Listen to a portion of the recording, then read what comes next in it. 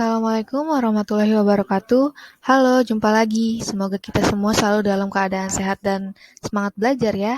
Kali ini kita akan belajar tema 5, subtema 3 untuk muatan IPA mengenai keseimbangan ekosistem. Kita akan mempelajari KD 3.5 menganalisis hubungan antar komponen ekosistem dan jaring-jaring makanan di lingkungan sekitar. Lalu selanjutnya, kita akan membuat karya tentang konsep jaring-jaring makanan dalam suatu ekosistem.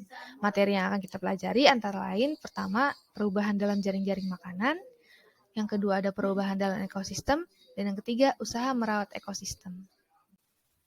Dalam suatu ekosistem, terdapat interaksi antara makhluk hidup yang menghasilkan aliran energi dan siklus materi. Setiap makhluk hidup membutuhkan energi dan nutrisi berupa makanan yang berbeda tergantung pada kondisi dan tempatnya. Makhluk hidup juga memerlukan tanah, udara, dan matahari untuk mendukung kehidupannya.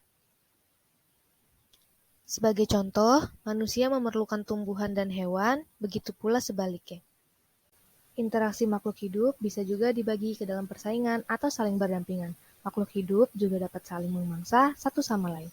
Hubungan makan dan dimakan itulah yang disebut dengan rantai makanan. Selanjutnya, setelah kita mengulas kembali mengenai ekosistem dan rantai makanan, mari kita pelajari lebih lanjut apa itu jaring-jaring makanan. Interaksi makhluk hidup bisa juga. Jaring-jaring makanan adalah kumpulan dari beberapa rantai makanan dalam sebuah ekosistem.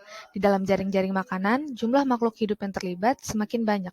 Oleh karenanya, aliran energi dari makanan juga semakin kompleks. Rantai makanan sebagai penyusun jaring makanan dapat mengalami perubahan. Kita dapat melihat contoh berikut ini. Kita perhatikan contoh rantai makanan berikut ini. Yang pertama, jika katak yang diburu manusia, dampak yang akan terjadi antara lain jumlah belalang akan semakin banyak populasinya karena tidak ada yang memangsanya. Yang kedua, jumlah padi semakin berkurang hasilnya karena dimakan belalang. Dan yang ketiga, ular berkurang populasinya karena kekurangan pangan berupa katak ataupun akan pindah ke ekosistem lain. Perhatikan perubahan dalam jaring-jaring makanan berikut. Jika rantai makanan penyusun jaring-jaring makanan berubah, maka jaring-jaring makanan dapat mengalami perubahan. Kita perhatikan jaring-jaring berikut ini. Yang pertama, jika pohon dibabat sampai habis, maka sumber makanan dari produsen dan ekosistem tersebut tinggal rumput. Yang kedua, rumput lekas turun jumlah populasinya karena ulat, tikus, dan belalang sumber makanannya hanya rumput. Lama-kelamaan rumput habis sehingga ulat, tikus, dan belalang juga turun populasinya karena kekurangan makanan. Yang ketiga, akibat lainnya, katak dan ayam ikut turun populasinya karena jumlah makanan yaitu ulat dan belalang menurun.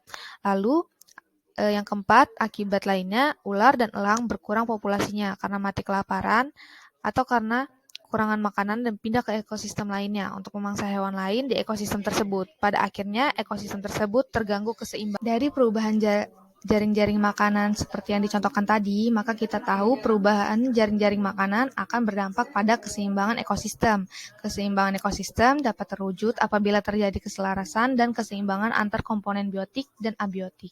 Jika terjadi gangguan pada salah satu atau kedua komponen tersebut, maka keseimbangan akan terganggu. Seperti yang diilustrasikan berikut ini, jika pohon merupakan tempat hewan mencari makan dan tempat hewan membuat sarang. Jika pohon ditebang, maka hewan kehilangan tempat tinggalnya dan hewan kehilangan tempat mencari makan. Keseimbangan ekosistem dapat terjadi diakibatkan dua faktor, yaitu faktor alam dan faktor manusia. Faktor alam contohnya yaitu bencana alam yang terdiri dari tanah longsor, gunung meletus, tsunami, dan lain-lain. Faktor manusia yaitu salah satunya ada penebangan atau pembakaran hutan yang mengakibatkan fungsi tumbuhan terganggu dan beberapa spesies hutan punah.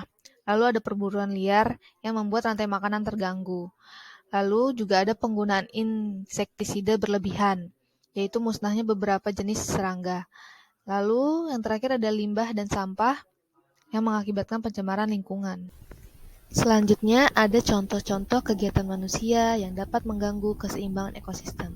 Yang pertama yaitu penangkapan ikan dengan bom yang akan membunuh ikan-ikan kecil dan akan merusak terumbu karang. Yang kedua, adanya pembuangan limbah dan sampah ke laut akan menyebabkan banyak hewan laut yang akan mati. Yang ketiga, dengan adanya oknum-oknum nelayan yang menangkap ikan dengan pukat harimau, menyebabkan ikan kecil akan tertangkap, sehingga ikan-ikan kecil tersebut tidak sempat berkembang biak.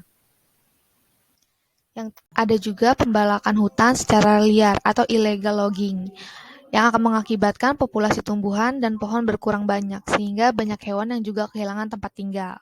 Pembakaran hutan untuk ladang berpindah, yang akan mengakibatkan setelah panen, ladang ditinggalkan dan membuka ladang baru, lagi dengan cara membakar hutan lain lagi. Lalu ada juga perburuan liar, yang menyebabkan banyak spesies hewan yang mulai langka. Lalu, penggunaan pupuk kimia secara berlebihan yang mengakibatkan merusak tanah, tempat sumber makanan bagi hewan. Manusia memiliki andil yang besar dalam keseimbangan ekosistem karena manusia memiliki kemampuan untuk mengelola dan menggunakan ekosistem di sekitar mereka. Kegiatan manusia akan mempengaruhi keseimbangan ekosistem. Oleh karenanya, kita harus mengurangi kegiatan yang mengganggu ekosistem. Kita harus bisa mengelola ekosistem di sekitar kita dengan kearifan sehingga ekosistem kita akan selalu lestari.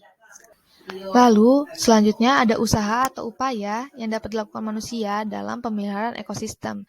Di antaranya, tidak menebang hutan sembarangan, menggalakkan penghijauan atau reboisasi, mencegah kebakaran hutan, membuat suaka marga satwa, penataan tata ruang wilayah perlu direncanakan, proyek pembangunan yang berdampak negatif harus dikendalikan melalui penerapan AMDAL, pengendalian kerusakan lingkungan melalui pengelolaan daerah aliran sungai, serta penanggulangan pencemaran tanah, air, dan udara. Oke, kita sudah selesai belajar. Terima kasih sudah menyimak video ini dengan baik. Sampai berjumpa di pertemuan berikutnya. Wassalamualaikum warahmatullahi wabarakatuh.